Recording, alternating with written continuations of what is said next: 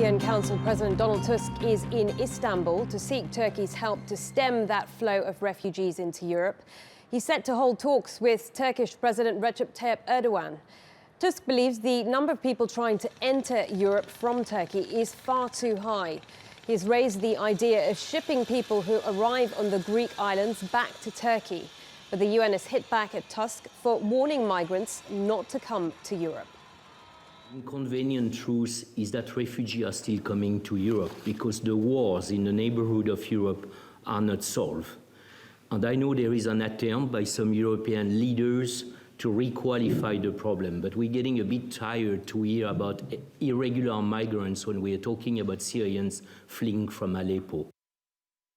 Well, let's take a look at some of the numbers involved. In the first 2 months of 2015, around 12,000 people reached Europe's shores. In the same period of this year, more than 130,000 people have arrived. That's a tenfold increase, and over a third of the refugees are children. Well, the UNHCR says the vast majority, that's 91%, are not economic migrants, but they're fleeing wars in Syria, Afghanistan and Iraq. Well, Randolph Nogel has more on the ongoing discussion between Turkey and the EU as they try to deal with the refugee crisis.